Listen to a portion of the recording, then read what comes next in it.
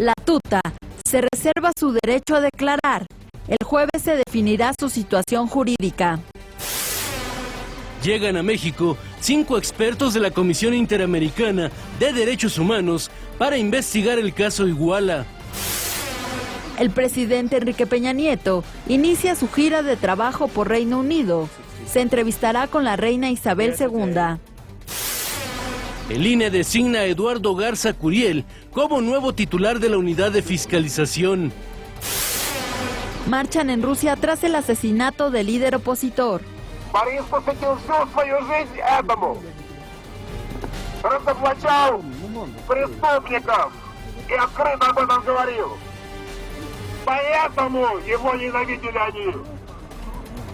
И они решили его убить. Tabaré Vázquez asume la presidencia de Uruguay y encabeza el tercer triunfo consecutivo para la izquierda.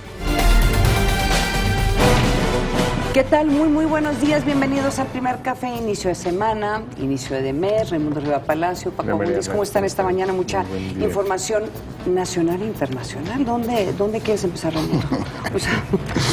Pues no parece de acuerdo con el país. El presidente Enrique Peña Nieto llegó a las 4 de la mañana hora de México a Londres, aproximadamente 12 del día, 11 de la mañana, 12 del mediodía en la capital del Reino Unido. Y bueno, está bien porque hoy no va a tener nada. ¿No? No sé si va a ir a la Galería Tate a ver algo, simplemente se va de teatro al West End, ¿verdad? Pero en fin, llegó. Cosa muy extraña en un viaje presidencial, que lleguen prácticamente el día anterior a la visita y que se dediquen a actividades privadas, pero bueno, toda la semana va a estar en el Reino Unido, va a ser un viaje rápido a Aberdeen, que está es Escocia, en la costa ya del Mar del Norte, donde van a mostrar pues en una de las empresas petroleras un simulacro, porque tienen ahí simuladores, un simulador de un pozo petrolero en el Mar del Norte. Pero bueno, está el presidente de la República, que ya llegó a la terminal Heathrow de Londres. Eso es, Paco. Está tan lejos Heathrow de Londres que bueno, digamos que llegue temprano y que no haga nada, no vaya a ser que lo agarre el tráfico de la tarde, pero bueno. Lo que no quieres decir es que ya al presidente yo creo que le urgía salir del país. Lo que quieres decir, estoy interpretando a Raimundo Riva Palacio esta mañana, lo que Raimundo quiso decir. Sí, que vaya a la Galería Tate, que es una maravilla de arte, y bueno, pues que vaya al teatro, ¿verdad? Que vaya al teatro allá a Covent Garden, pero bueno, no sabemos qué es lo que va a hacer hoy porque su agenda es privada. Todo lo que haga hoy va a ser nada más de consumo interno. Lo que tuvimos ayer, que no era de consumo interno, sino muy externo, el comisionado de la Policía Federal, Enrique Galindo, pues se fue de guía de turistas de la prensa a Aguililla, a la zona de Servando Gómez Martínez. La tuta para mostrarles sus casas. Les hizo un narcotour por las viviendas de Servando Gómez Martínez ayer. Cosa muy extraña, porque era lo que le criticaban al gobierno de Felipe Calderón. Exactamente. ¿Verdad? Pero bueno, entonces hoy... Pero no es distinto esto en tiempos. Es decir, no viene la explicación posterior, no necesariamente con un periodista. Es exactamente igual. Sí. No, pero ¿sabes qué? Porque igual lo único que cambia son las casas, que ahora son cuevas y es la precariedad, y antes era el lujo. Pero ellos criticaban al presidente Calderón, pero tal vez no es tan malo que lo hagan, porque para que vea el público, la comunidad internacional, dónde vivía cómo funcionaban, porque era tan difícil agarrarlo. O sea, yo no lo veo tan malo. Y lo bueno de esto es que estuvieron presentes muchos medios de comunicación, no solamente un medio, que creo que sí, esa es una gran diferencia. ¿Qué es lo que pasó con Joaquín El Chapo Guzmán, que solamente le pidieron entrar? A eso voy con que es distinto. Sí. Es decir, esto es un narcotour, pero participan muchos. Es distinto en cuanto al formato, pero es exactamente lo mismo en cuanto al método. Es un poco que hemos regresado exactamente a lo mismo, ¿verdad? Entonces, es decir, aquí el narcotour lo da un vocero oficial. Sí, creo que es distinto. Y con uniforme. Ahora, fíjate, este narcotour esconde algo muy importante que hizo ayer el comisionado Galindo. Le dedicó la captura a los agentes de la Policía Federal que fueron mandados a asesinar por la tuta. Sí. Ahora, esto fue en 2009, si mal no recuerdo. Esto es muy importante porque es la mayor afrenta que ha tenido la Policía Federal en su historia. Y es algo que le hace falta a la Policía sí, Federal, esto o a las Fuerzas Armadas en general. sucedió porque el entonces responsable del combate a la familia michoacana, que todavía eran caballeros templarios, Ramón Pequeño, quien hoy en día trabaja en la Comisión Nacional de Seguridad, o sea, trabaja con el comisionado Monte Alejandro Rubido y con el comisionado de la Policía Federal, Enrique Galindo, pero yo creo que es la persona que más conoce sobre la familia michoacana en México, dentro de las autoridades, que más siguió durante más de una década el desarrollo de esta, yo diría, hasta narcoguerrilla por sus técnicas. Sí. Y lo que sucedió fue, en ese entonces, hicieron un operativo y enviaron a 11 hombres y una mujer, a hacer era una unidad de inteligencia, no era una unidad operativa, y estaban vigilando la casa de la madre de la tuta.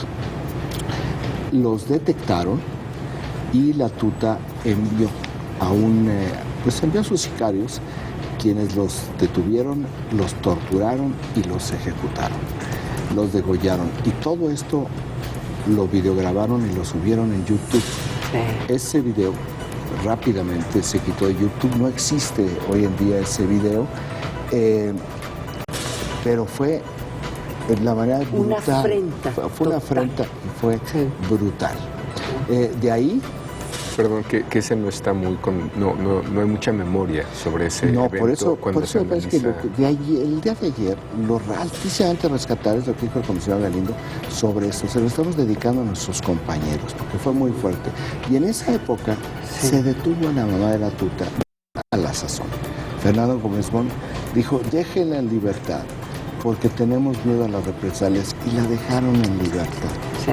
También eso es diferente entre hoy y aquel momento, pero bueno, esto sí lo resalto, porque más allá del narcotour que hicieron para la prensa, creo que aquí se cierra una etapa para la Policía Federal de una afrenta y el ciclo se termina. Muy importante, por eso yo quería rescatar esta parte, que por referenciales de la declaración de Enrique Galindo, realmente no hay nada que explique o es algo por qué más lo haya dicho. O se ve como algo incidental, pero como dices, en el fondo... Es importantísimo. Para la Policía Federal es un desagravio y es justicia poética, por llamarlo de alguna manera, la captura de la tuta en Michoacán, donde tuvieron este tipo de afrenta. Y la forma en que, y sí es importante recordarlo, porque la forma en que presentaron esta imagen de la tuta en el exterior era el maestro que empezó a vender drogas. Bueno, no recalcan lo violento. Bueno, ¿te acuerdas del corresponsal del Canal 4 británico, donde hasta se decía asombrado por la tuta? Lo cautivó. Sí. Y era un sanguinario. Digo, esto que sucedió... ya supongo que ya no podrá matar más que a las chinches que tenga en su prisión, en su celda. Pero bueno, vámonos al PAI informativo de la agencia Intelite, que está con informaciones de todo tipo. 47% de los impactos tiene que ver con el Instituto Nacional Electoral. Escuchábamos cómo ya asumió el cargo Eduardo Bursa como el titular de fiscalización, porque el anterior titular renunció, que fue una exigencia de los partidos, de 7 de los 10 partidos en el Consejo General del Instituto Nacional Electoral, para regresar a la mesa de negociaciones. Regresaron ayer a la mesa de las negociaciones con otro nuevo titular. Pero 47%, o sea, se lleva el 47% del PAI informativo y le gana al siguiente punto, que a mí me parece hasta más importante. Bueno, lo que pasa es que la crisis del INE tiene que ver básicamente con esta posición y con lo que va a ser esta posición en el futuro. Entonces, es una información codificada, pero creo que sí es dentro de lo importante, sí es muy, muy, muy importante. De hecho, entra ya con mucha presión.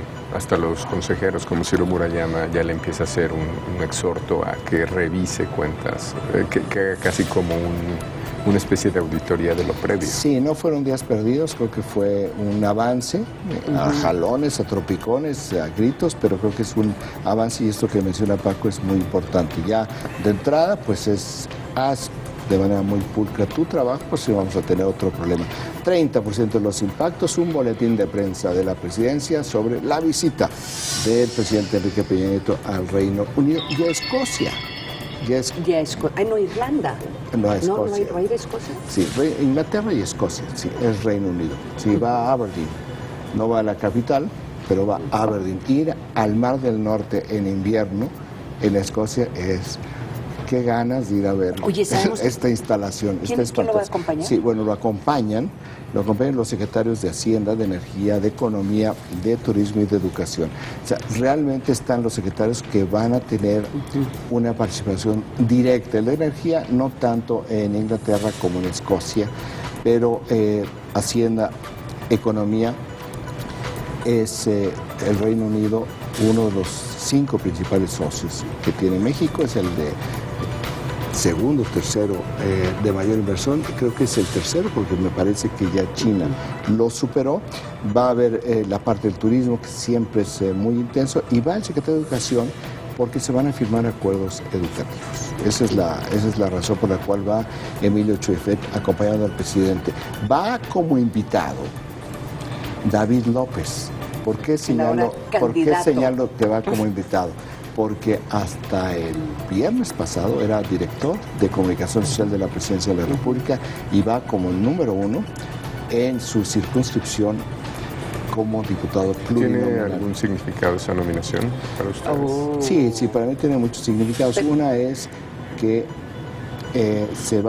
hay una modificación importante en la estructura de comunicación social de la Presidencia de la República que me parecería, porque no hay nada en este momento claro, que se fusionará ya las áreas de la oficina de prensa del presidente con la oficina que encabeza Aurelio Nuño, que maneja la vocería del gobierno, más las estrategias, más el mensaje, más el discurso. Me parecía que lo natural sería una fusión, porque además no veo yo cómo pueda ir alguien a ocupar el lugar de David López, no por un asunto profesional, sino por la muy cercana relación de David López con el presidente de la República. Pero visto del lado del Congreso. Visto del lado del Congreso va número 1. Entonces,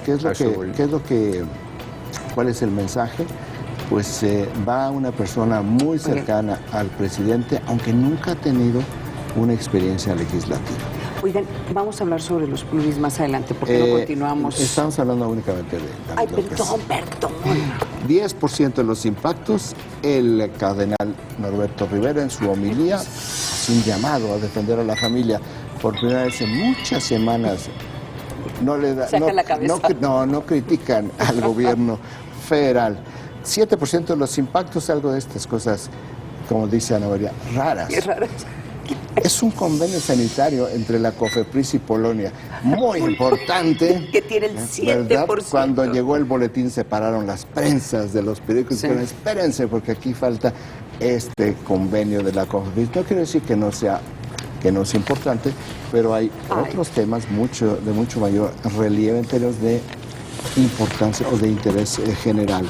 6% de los impactos, el nuevo jefe el nuevo procurador de delitos electorales, Santiago Nieto, parece que no logra convencer a nadie porque sigue con declaraciones en la prensa de que va a hacer respetar la ley electoral. O sea, como que eso es una obviedad, estamos de acuerdo. Es que como que lleva 10 días repitiendo lo mismo.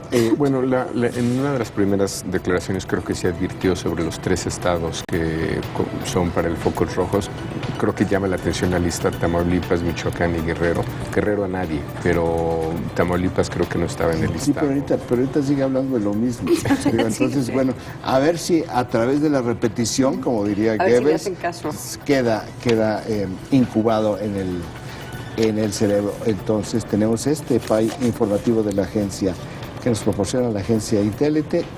Falta, yo creo, mayor énfasis en el tema de las nominaciones y las candidaturas. Es increíble, ¿verdad? La falta de un trabajo... Pero de cualquier partido. Si hubieran tomado un partido, cualquiera. Sí, me llama mucho la atención la falta de trabajo ya pormenorizado lo que significan las plurinominales. Ya los principales partidos tienen ya En los a sus siguientes días, nominados. además, creo que va a ser motivo de análisis Muchísimo, de muchos ya. columnistas. Ya hoy en la Ya mañana hoy, lo ya, es. ya. pero Marcelo creo que- Ebrard va en la plurinominal por el Movimiento Ciudadano. Ya está. Y no está Pero la lista registrado. del PRI, yo creo. Ah, no. Bueno, Lo que eso vamos a hablar sobre eso después del corte. Así que no se vaya mucho más aquí en Primer Café.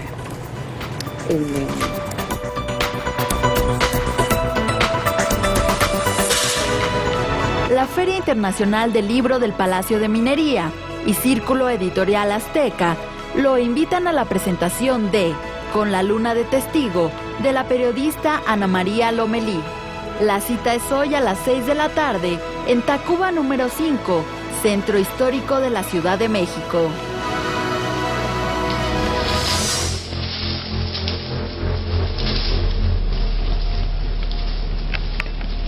Esta imagen fue tomada por cámaras que investigadores del Instituto de Ecología de la UNAM instalaron en la selva lacandona.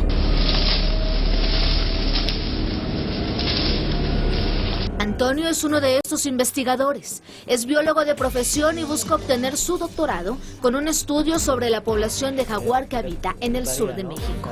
Hasta el momento ha documentado la existencia de 150 en la selva, de 4.000 que hay en el país.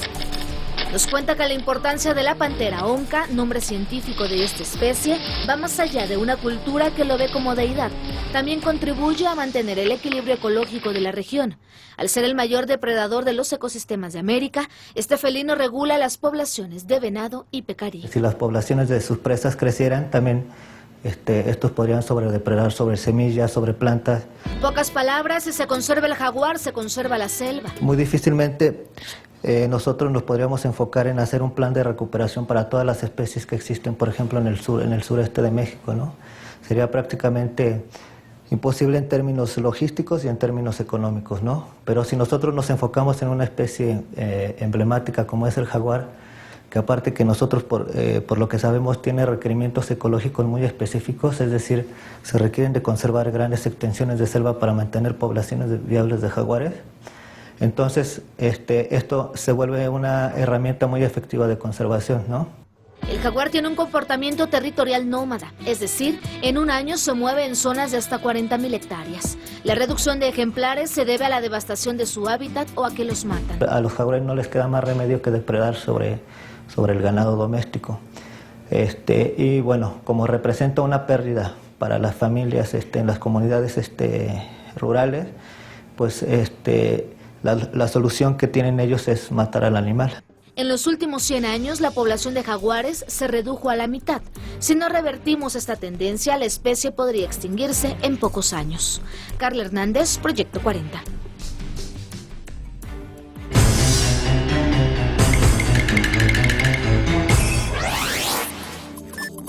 Adicción al celular. 53% de los usuarios en el mundo se encuentran en esta condición. En promedio, una persona revisa su celular 34 veces al día. El dato útil para comentar en el café. Proyecto 40 presenta un manto antiguo con la imagen misteriosa de un hombre crucificado. Es posible que en ese manto se plasmara el suceso paranormal más extraordinario de todos los tiempos. El sudario nos da un plano del rostro. El mundo verá por primera vez el verdadero rostro de Jesús. Domingo 23 horas. Proyecto 40. El robo de combustible representa una amenaza para la ecología y el bienestar de todos. Para Pemex, tu seguridad es lo más importante. Por eso ahora distribuiremos combustible no terminado a través de nuestros ductos. En las estaciones de servicio se tendrá combustible terminado y listo para la venta. Solo así será útil para tu automóvil. No fomentes la compra de combustible ilícito. Este puede dañar gravemente a tu auto. Adquiere diésel o gasolina únicamente en las estaciones de servicio autorizadas y siempre pide y guarda tu comprobante. Recuerda, con tu ayuda prevenimos el delito. Pemex. Durante la Segunda Guerra Mundial, los alemanes tenían la tecnología militar más avanzada del mundo. Armas como los aviones reactores, bombarderos de precisión y misiles guiados. Pero, ¿fueron ellos los creadores de dicho armamento? El símbolo de la esvástica está conectado con seres extraterrestres. ¿Tuvo Adolfo Hitler aliados extraterrestres? Alienígenas ancestrales. Caleidoscopio, lunes 17:30 horas. Es importante el programa de las tarjetas Sin Hambre y lo que es la tienda de Iconza, porque con esto abastecemos a los hogares de alimentos. Porque ya llevan su despensa, lo que tiene que ser. Son más o menos 15 productos que manejamos para la tarjeta. Antes teníamos que comprar en las tiendas cosas que nos daban más caras, a más alto precio, nos alcanza para más, para llevar más. Cruzada Nacional contra el Hambre. 2 años cumpliendo. Mover a México. Gobierno de la República. Te tiene que apasionar lo que estás haciendo, tienes que sentirlo. Estoy buscando las oportunidades todo el tiempo, es algo que se me da nato y me encanta. Hay que pararse todos los días con una buena actitud, con un proyecto del día. Primero, tratar de no tener prejuicios frente a nada. Todos los viernes te damos una razón más para cambiar tu vida. Líderes Mexicanos 40. Fórmulas de éxito. 21 a 30 horas. Proyecto 40.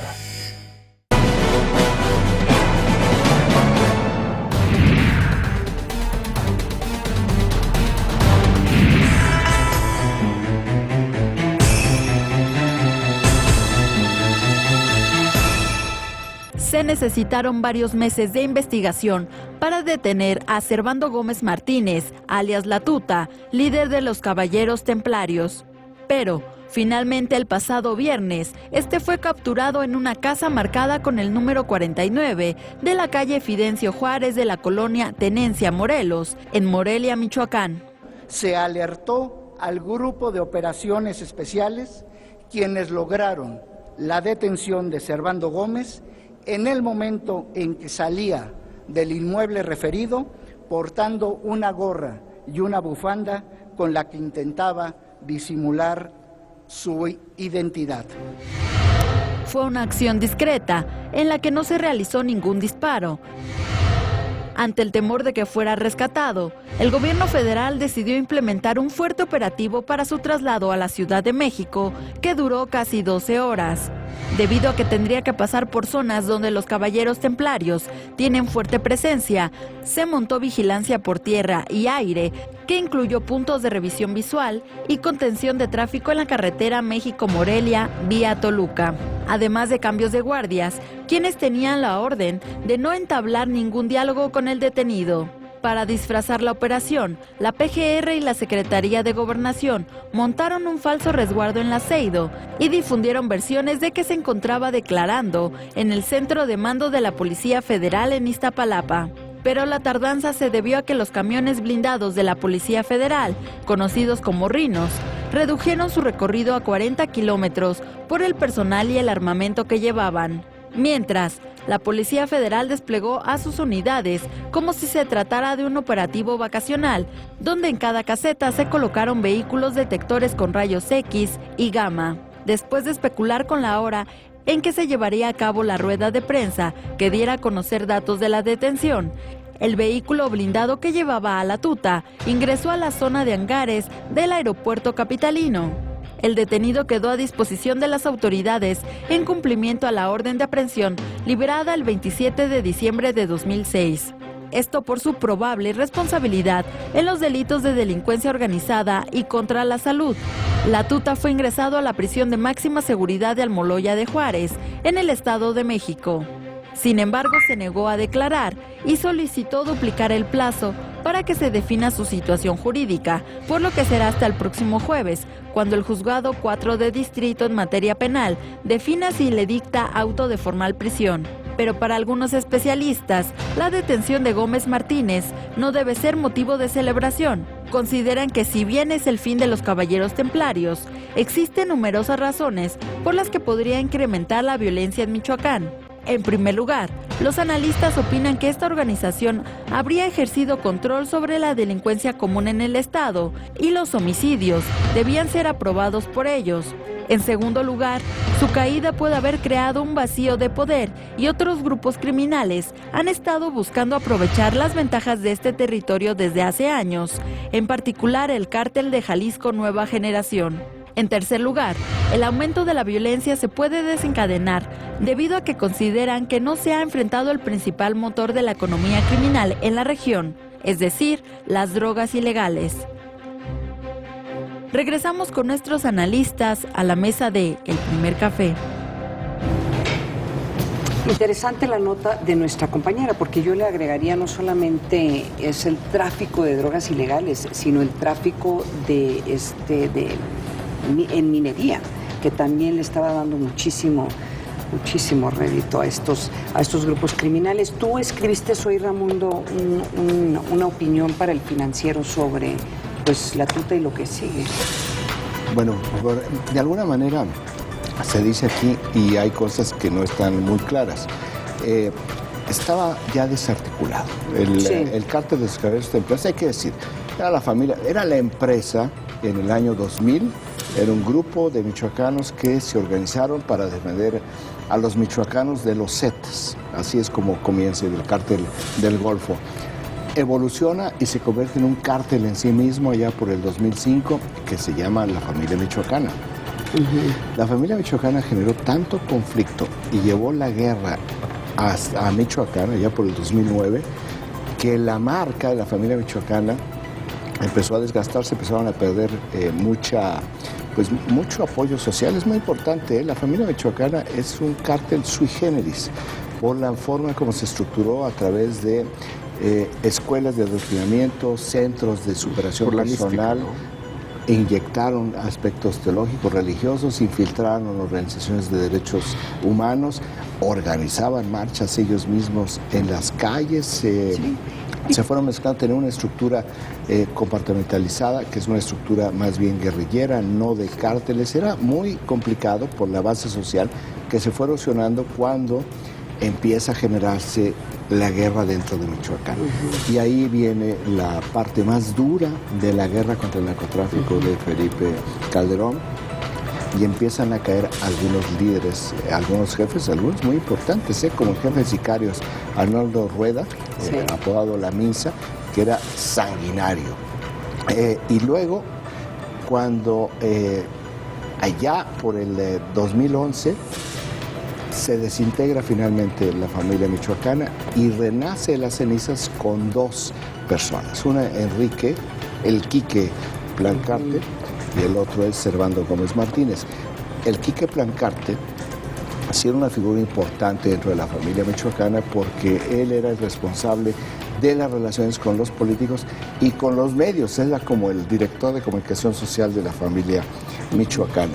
Servando Gómez Martínez realmente no era, siempre fue segundo, tercer nivel en ese momento, pero con tantas capturas y con tantos muertos él ascendió. Y viene la muerte de Quique Plancarte el año pasado, y viene esta cacería contra Servando Gómez Martínez por parte del excomisionado Alfredo Castillo. Y ahí se empieza a desarticular, pierde mucha capacidad de organización, tanto pierde capacidad de organización y de reacción, que el viernes pasado se supo de la captura hacia las 6 de la mañana. La Policía Federal estaba preparándose para que hubiera un intento de rescate. Hubo varios gobiernos estatales contiguos en Michoacán que reforzaron la seguridad y no se dio nada. Nadie intentó rescatar a la tuta.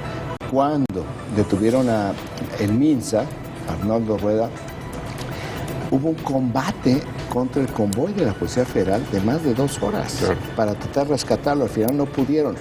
¿Quiénes son los únicos que tienen capacidad de reacción y operativa en este momento? Los grupos de autodefensa civil, ya no los caballeros templarios.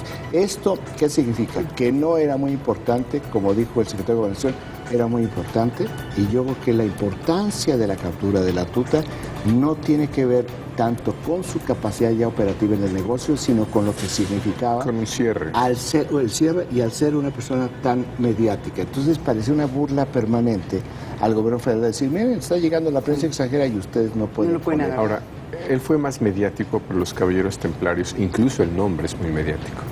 Sí, es decir, da la impresión de que desde el principio aunque él entró a los medios antes de que fueran los caballeros templarios. Todavía en fuga después de esta matanza de los 12 policías federales, hubo una persecución contra él muy fuerte. Se fue al sur de Estados Unidos, después regresó, y en esa fuga, porque él desde entonces está en fuga, él no había podido estar realmente tranquilo o operando como en el pasado, con todos los espacios, porque estuvo muy perseguido. Solamente en el periodo entre el relevo de gobierno, que deja de realizarse la estrategia, y la llegada del nuevo comisionado, Alfredo Castillo, tuvo un espacio. Ahora, como dice la información, hay otros cárteles que han estado ocupando el lugar, y realmente aquí acaban de señalar al cártel más importante en esta zona, que es en Michoacán, en el Estado de México, que es el cártel Jalisco Nueva Generación, que es un cártel que realmente nace tras la muerte de Ignacio Coronel en Guadalajara hace, ¿qué fue? 2008, 2009, en un enfrentamiento con el ejército, donde surge, él pertenecía al cártel del Pacífico, antes el cártel de Sinaloa, y ya surge como una organización autónoma. El actual jefe del cártel Jalisco Nueva Generación es Nemesio Ceguera Cervantes, apodado El Mencho, una de las 3 grandes figuras del narcotráfico en México. Si en este momento podemos nosotros hablar de quiénes son los capos más grandes en este país, decimos Nemesio Ceguera Cervantes, El Mencho, Ismael El Mayo Zambada y José El Azul Esparragosa en el cártel del Pacífico. Y abajo de ellos tenemos que ubicar al sucesor de Joaquín El Chapo Guzmán. El Chapo Guzmán era el triunvirato del cártel del Pacífico, pero su sustituto, que es Dámaso López, apodado El Licenciado, realmente no pertenece a esa categoría, pero está adquiriendo fuerza. Yo creo que son las 4 figuras que hay que estar siguiendo en este momento, pero nada más, y con eso termino, Noel. Una diferencia muy importante.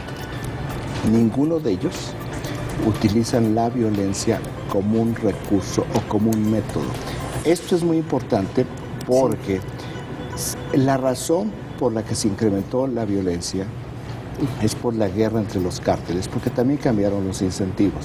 Tenían que matar para sobrevivir. Pero si después de lo que han visto en los últimos tiempos, particularmente los sinaloenses que tienen mucho más experiencia, ven que aquí entre menos violentos sean, mejor pueden operar el negocio, porque van a tener menos... Porque llamas menos la atención.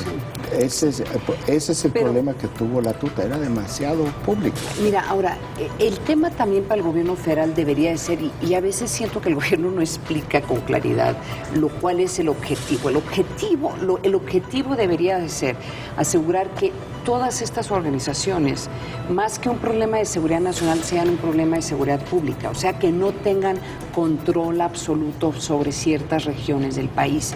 Entonces, aquí el reto para el gobierno federal, para la Secretaría de Gobernación, la Policía Federal, es tratar de desarrollar una estrategia en donde cualquiera de los cárteles que acaben traficando, porque van a continuar traficando con Michoacán, por lo menos, como tú dices, lo hagan de una forma, o por lo menos como acuerdos no públicos, de no ser tan violentos, y sobre todo, que creo que la prioridad ahorita del gobierno federal es el tema que no se metan en las elecciones, porque tuvimos fin de semana. Por ahí te lo iba a mencionar. Sí. Yo creo que es muy distinto el ambiente que tenemos ahora a la pasada elección. Claro. Porque la última elección en Michoacán había cuestionamiento, ya empezaba a haber cuestionamientos. No hay cuestionamientos hoy. ¿Te acuerdas que iban a llegar estaban hasta hablando de llegar hace 6 años un acuerdo entre los partidos para tener un candidato único por el tema de violencia? Pero en este fin de semana en Michoacán encontraron sin vida al regidor del PRD en el ayuntamiento de Penjamillo, Rubén Magalla Reyes, que lo habían secuestrado el pasado el 19 de febrero. ¿Qué te está diciendo eso? Sí, o sea que de todos modos, aún con las intenciones que tenga el gobierno federal, y también en Guerrero hubo un asesinato importante de Lucio Gerardo Chavarría Barrera, que es hermano de Armando Chavarría. Sí, entonces que fue asesinado hace unos 5 años, ¿no? Entonces, ¿qué te está diciendo? Que a pesar de importante presencia. Obviamente son prioridades para el gobierno federal.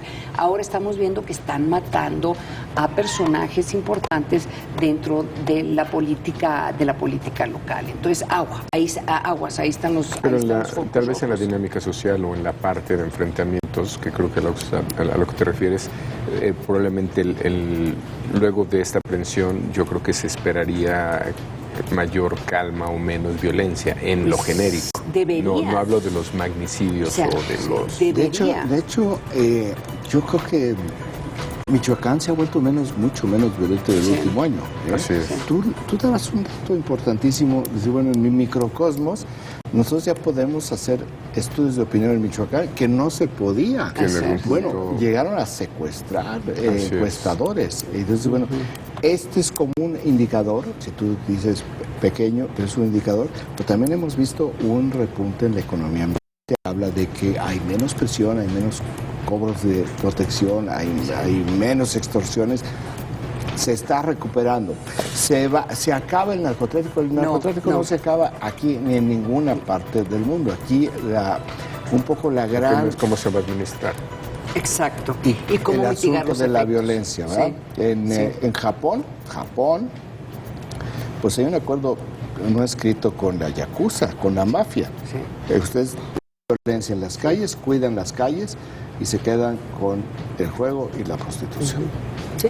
Entonces hay un equilibrio. Es una estrategia de contención. Washington D.C., sí, claro, ¿verdad? también. El noroeste, que es donde está todo, ustedes no se meten para acá y les regalamos el sureste, Anacostia, donde la policía no entra. Yo no estoy diciendo eso es lo que está sucediendo, lo que digo, esa es la forma. El objetivo, debería ser el objetivo.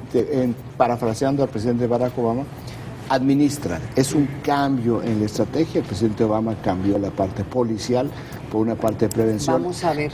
Que es un poco hacia donde parece que Vamos quisiera a ver si caminar Jalisco México. Nueva Generación sigue esta dinámica. Pero creo que la Yo buena tengo noticia mis en todo dudas, caso es que se está hablando de elecciones y nadie las está Claro. cuestionando. Sí, claro. Al Eso es punto una. que algunos diarios filtran información falsa. Sí, claro. Ahora, hay que decir... Cuadratín acaba de publicar información de telemetría que no... Oye, te iba a preguntar, es ¿no es cierto que sale unos Ahora, datos de una encuesta? Pues la tiene que justificar con el INE ahora, bajo las nuevas reglas, que la justifique Cuadratín. Porque sí hay que decirle ahorita, o sea, publicaron Esa una encuesta. Hicieron Pues propaganda. es impresionante que no lo sepa un diario como Cuadratín, que no sepa que los que responden por esa información son ellos. Ah, caray, interesante. Las nuevas reglas. Buena noticia en la captura de la tuta, buena noticia. Sí, es buena noticia. Más allá de cualquier cosa, es una buena noticia. Vámonos a un corte, mucho más aquí en El Primer Café.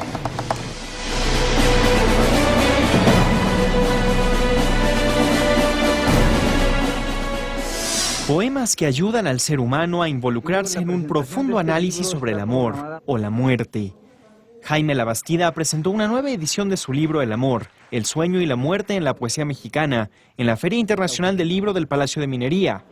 Una obra que estudia la historia de la poesía de nuestro país y revaloriza el idioma español, heredado por México de la península ibérica. Los peninsulares solamente se ven a sí mismos. Yo quiero aquí, en esta antología, recuperar la importancia de la lengua española que se habla en México y la importancia de los poetas que han escrito en el español de México. Y oponerla y compararla con estas otras antologías, porque tienen tanta o más, ¿qué podríamos decir?, sustancia que estas que nos proponen los peninsulares. Jaime Labastida señala que en esta antología se encuentran los poemas que considera esenciales de la literatura mexicana, con autores como Javier Villaurrutia, Ramón López Velarde y Bonifaz Nuño. Hay otros poetas que no estaban incluidos en la edición original y otros poemas que tampoco estaban incluidos. En la edición original no estaba incluido Bonifaz Nuño, perdón, no estaba incluido Alicho Macero, no estaba incluido Eduardo Lizalde, tampoco Gutiérrez de Cetina, y algunos poetas estaban representados con un solo poema y ahora los amplié. Esta nueva edición de El amor, el sueño y la muerte de la poesía mexicana surge con la colaboración de Círculo Editorial Azteca y ya se encuentra a la venta. Proyecto 40.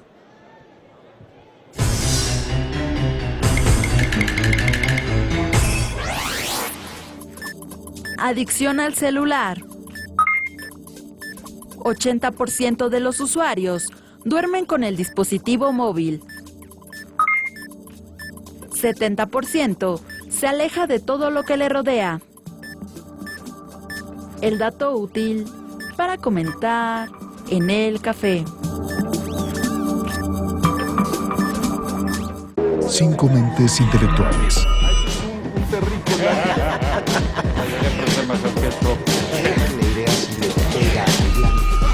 5 puntos de vista distintos. No nos clavemos en la textura de que 3 más 2 es igual a 5. En el futuro lo veo más técnico que el presente. Un mismo fin.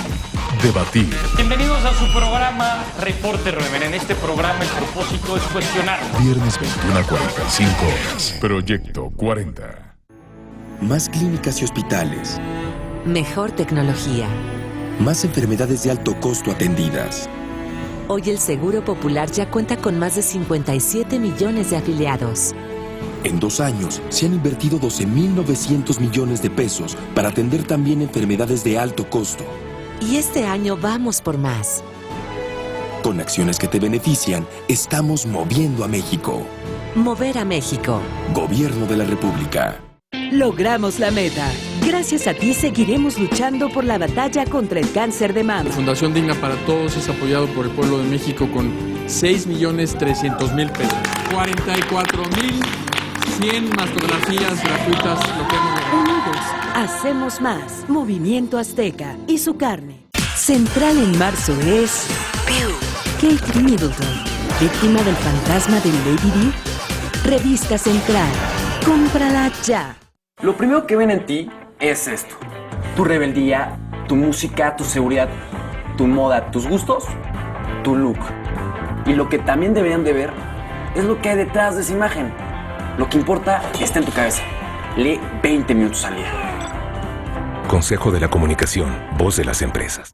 El proceso empieza ahora. Le dará un ataque, corta la corriente. No puede. Está estable, Víctor. Solo porque queremos creer eso. Está estable, Víctor. El sujeto no responde como todos los demás. Lo que mal empieza, mal acaba.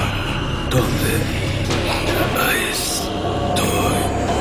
Flash, segunda temporada, jueves 22:30 horas. Proyecto 40.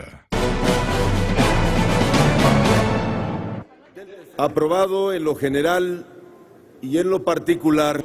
El pasado jueves en la Cámara de Diputados fueron avaladas en lo general y en lo particular las reformas de 14 artículos constitucionales que permitieron la creación del Sistema Nacional Anticorrupción. Con esta reforma estableceremos los pilares que sostengan la lucha contra la corrupción, generen confianza y credibilidad en las instituciones y contribuyamos a la legalidad. La disposición va a permitir sancionar a servidores públicos federales, estatales y municipales. Además, a ciudadanos y empresas que cometan actos de corrupción. Las nuevas disposiciones, por ejemplo, obligan a los servidores públicos a presentar declaraciones patrimoniales y de conflictos de interés. Además, se decretó la extinción de dominio sobre los bienes de un servidor público cuando éste incurre en enriquecimiento ilícito, independiente de la sanción penal que proceda. Y establece que la prescripción de los delitos será a los 7 años para evitar la impunidad. Así que la Cámara de Diputados pidió a los senadores darle un pronto aval. Regresamos con nuestros analistas a la mesa de El Primer Café. Bueno, ahí está esta nueva versión de lo que había propuesto el PAN hace algunos meses, de cambiar toda la estrategia para el combate a la corrupción. Aquí el tema, Raimundo y Paco, es que no es muy claro si sí le da algunos dientes, pero no es muy claro si en verdad es más un problema aquí en México, un problema de voluntad política o en verdad un problema de legislación. Por eso, pues qué bueno que nos acompaña esta mañana el vicecoordinador del PRI en la Cámara de Diputados, Héctor Gutiérrez de la Garza. Muy buenos días, diputado. Ana María, muy buenos días. Con el gusto de saludarte tanto a ti, a Raimundo, como a Paco. Buenos días. Buenos días. Diputado, ahí está la pregunta sobre la mesa. Sí hay cambios interesantes, yo diría importantes, pero a final de cuentas yo creo que sí hay esta preocupación que en verdad aquí es un tema de voluntad política y no un problema de legislación. Con lo que tenemos en este momento se podría haber perseguido a gobernadores, presidentes municipales, funcionarios corruptos, ¿o no? La realidad es que no, Ana María. El sistema como tal tiene muchos huecos y muchas aristas, que es relativamente sencillo en esos vacíos estar evadiendo la acción de la justicia. Lo que busca este nuevo esquema, que en mi muy personal punto de vista es la culminación del inicio de un proceso que, si recuerdan, nace con una iniciativa del presidente electo Enrique Peña Nieto, de una gran molestia que percibe en campaña, relacionada principalmente con transparencia y con anticorrupción, o la lucha contra la corrupción.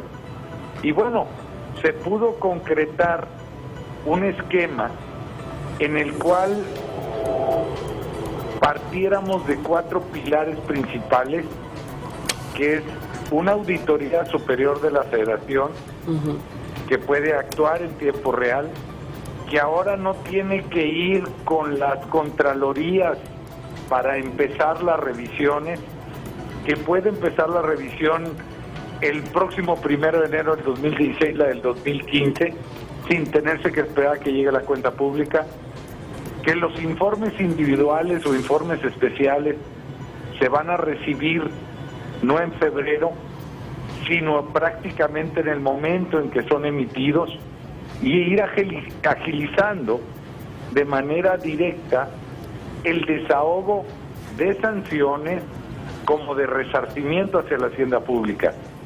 Evitas que la autoridad que investigue sea la que sancione, para que no tengas juez y parte, y el que sanciona es el Tribunal de Justicia Administrativa, una autoridad distinta. La Secretaría de la Función Pública tiene una labor de prevención de manera directa, pero a su vez todos los contralores del gobierno federal van a depender de él y no de las dependencias correspondientes, para evitar una relación de supra-subordinación en la misma dependencia o entidad que están vigilando. Y por último, un fiscal anticorrupción que va a ser el que va a perseguir todos los delitos ligados a corrupción, tanto de autoridades como de particulares. Diputado, sabemos que esto tiene que ir ante el Senado y se va a discutir en el Senado.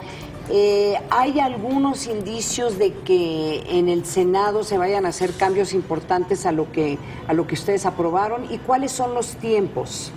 Mira, en lo personal me preocupan los que buscan la norma perfecta, Ana María. Sí. El que busca la norma perfecta o actúa con una candidez exquisita o es muy perverso. La norma perfecta no existe. Y si buscas la norma perfecta, normalmente lo que quieres es que no haya reforma. Y eso es lo preocupante. Mira, acabamos de pasar por fin el control de deuda de estados y municipios. Estuvimos más de un año, Ana María, esperando esta reforma por nimiedades o preciosuras jurídicas, y te lo dice el vicecoordinador del grupo parlamentario del PRI, en el que indiscutiblemente para nosotros el Estado de Derecho es fundamental. Pero no tienes idea cuántos estados y cuántos municipios creció su pasivo en ese año que estábamos en preciosuras jurídicas. Entonces parece que con ese comentario nos estás diciendo que sí va a haber cambios, o por lo menos va a haber algunos senadores que van a tratar de meter estos cambios, y esto podría posponer la aprobación de esta ley. ¿Hacia cuándo? Pues, la realidad es que, perdona la expresión tan coloquial, el balón está en la cancha del Senado. Sí. Originalmente el presidente de la mesa directiva, el senador Barbosa, pues prácticamente nos había contestado con una canción de para abril o para mayo.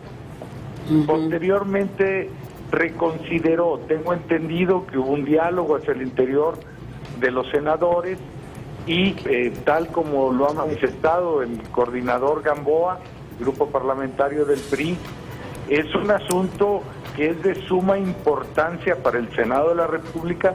Está pendiente en este momento en el Senado la designación del fiscal general de la República o de la fiscal general de la República, y actúa de manera directa con este fiscal anticorrupción que también está pendiente ahí en el Senado, y sería muy prudente que esto vaya en paralelo con la propia reforma.